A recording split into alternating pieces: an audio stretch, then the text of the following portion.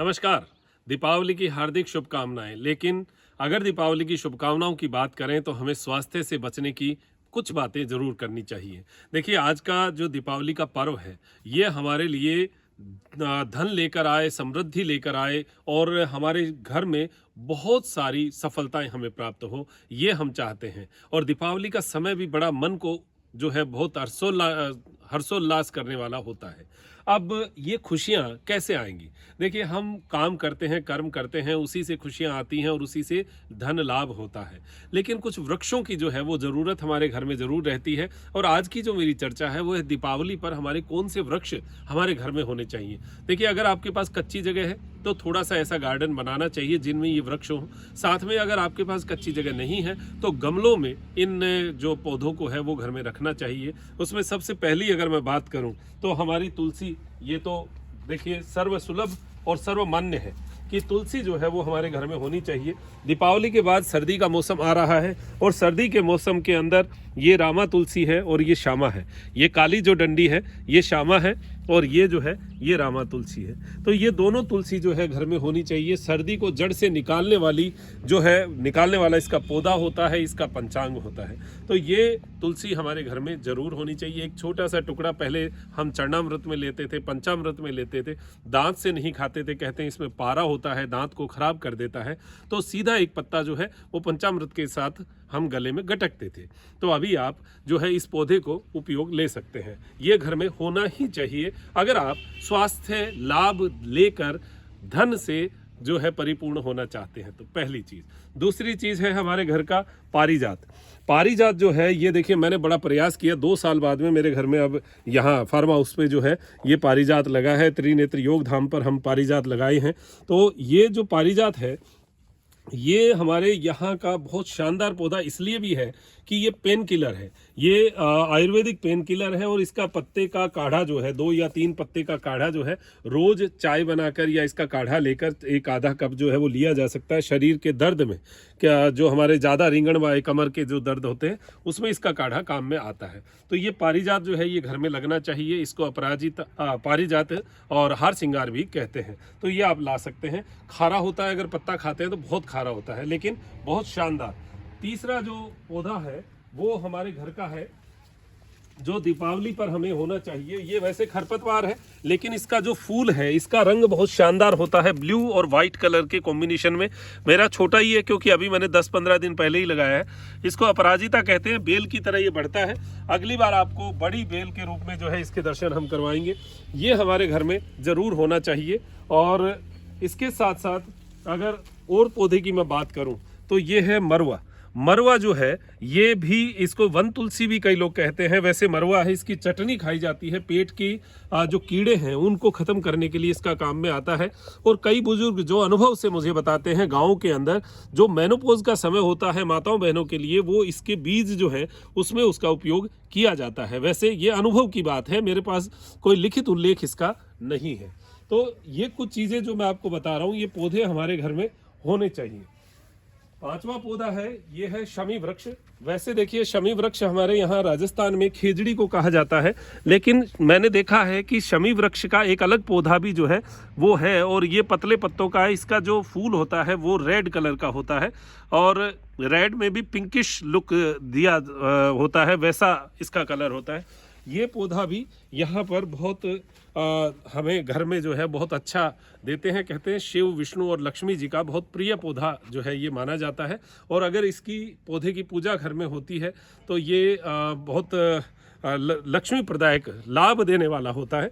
आप इसको अगर आज साइंस की भाषा में पढ़ें और हम ये कहें कि हम तो बहुत पढ़े लिखे लोग हैं तो हम वैसी बातें नहीं माने, तो भी आप इसको दूसरे तरीके से लें तो अगर आपके घर में है तो आपको इसकी जो एक पॉजिटिविटी है, जो हवा है, वो ही हमें बहुत पॉजिटिव ऑरा जो है वो देती है।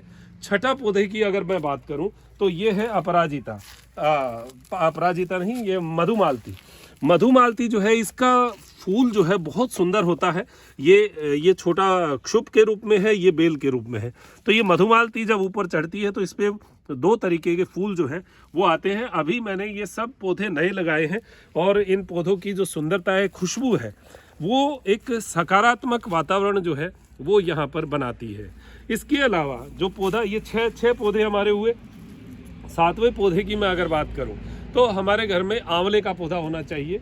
जो यहाँ से मेरे ये जो लसोड़े हैं और व्हील पत्र है, इसके जस्ट पीछे आंवले के 5 पौधे हमने लगा रखे हैं।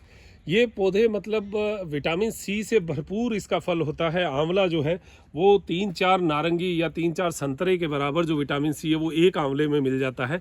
तो ये पौधा हमारे घर में होना चाहिए। ये 7 नंबर पौधा। 8 नंबर पौधा जो है वो है व्हील पत्र। ये सामने व्हील पत्र का पौधा है। ये पेड़ हमारे घर में ज़रूर होना चाहिए। भगवान शिव को प्रिय है। देखिए, हमारे देवी देवताओं को प्रिय पौधे क्यों कहे गए हैं, उन्हीं के सिंबॉलिक बहुत सारी चीज़ें हैं। आप जब शास्त्रोक्त पढ़ेंगे, सनातन की बात करेंगे और उसमें अगर पुस्तकों को आप पढ़ेंगे तो सब चीज़ों को लॉजिकली एक ऐसा तरीके से जोड़ा गया है और उसको अगर हम जीवन में अपनाएं तो हमारी जो ये परंपरा है, जो हमारी शास्त्रोक्त बातें हैं, ये पूरा साइंटिफिक एक दूसरे से जुड़ी हुई हैं। इनको जीवन में उतारेंगे ना तो स्वास्थ्य तो बनेगा ही बनेगा, साथ में एक जीवन में मानसिक शांति और एक जीवन का एक अलग ही रंग जो है वो हमें देखने को मिलेगा। तो भगवान शिव को प्रिय है विल्वपत्र। और विल्वपत्र जो है भगवान शिव ने नीलकंठ है, क्योंकि उन्होंने जहर पिया। जहर हमारे जो संसार में जो टॉक्सिन्स जो पैदा हो रहे हैं, जो जहर पैदा हो रहा है, उसको खत्म करने के लिए महादेव ने उसको पिया था। और उसको खत्म करने के लिए, उस जहर को खत्म करने के लिए विल्वपत्र जो है उनको चढ़ाया जाता है। सबसे पहला जो पत्ता है वो विल्वपत्र होता है। तो ये एंटी जो है वो टॉक्सिन्स होता है, डिटॉक्सिफाई बॉडी को करने में काम आता है। इसलिए घर में हमारे ये होना चाहिए। और पेट के रोग, पेट में जहर बनता है, पेट एकदम सिकुड़ जाता है, पेट के रोगों के अंदर व्हील पत्र का जो फल है, व्हील जो है वो बहुत काम आता है। संग्रहणी के रोग में, जो संग्रहणी पेट का सबसे दुष्कर रोग है, उसके लिए व्हील जो है वो काम आता है। इन पौधों को अगर आप समझेंगे तो घर में लक्ष्मी जी का वास होना ही होना है, क्योंकि हमारा बहुत सारा पैसा स्वास्थ्य लाभ लेने में जाता है और आप उस पैसे को बचा लेंगे तो आपको तो धन की तो समृद्धि मिलेगी ना। तो आज का मेरा ये संदेश है कि आप माँ लक्ष्मी की पूजा करें। आप घर में जो हमारे दिए, हम दीपक जलाते हैं, उससे एक सकारात्मक एनर्जी फैलती है। हम घी के दिए जलाएं तो उससे एक वातावरण की नकारात्मकता खत्म होती है। इन सब चीज़ों को हम लॉजिक से भी लें और हमारी जो पुरातन तरीके से हम मनाते आ रहे हैं, उन सब चीज़ों को नई जो हमारी जनरेशन है, बच्चों को उसी तरीके से वो क्यों पूछते हैं, हम क्यों करें, वो क्यों का जवाब आपके पास होना चाहिए। और इन वृक्षों को आप लगाएंगे, वो उनके नीचे बैठेंगे ना तो वो खुद ही कह देंगे वाकई में क्या एनर्जी है, क्या ओरा है। और ये ओरा उन तक जानी चाहिए। तो ये वृक्ष हमारे घर में होने चाहिए। ये मैंने 8 वृक्षों की आपसे जो है वो चर्चा की है। और भी इसके अलावा कुछ वृक्ष हैं जिनको हमें घरों में लगाना चाहिए। और उन वृक्षों का जो आनंद है उसके परिचय के बारे में मैं आपको आगे बताता रहूँगा। वैसे जामुन है, अर्जुन है, ऐसे बहुत सारे और भी वृक्ष हैं जिनको हमारे घर में होना चाहिए।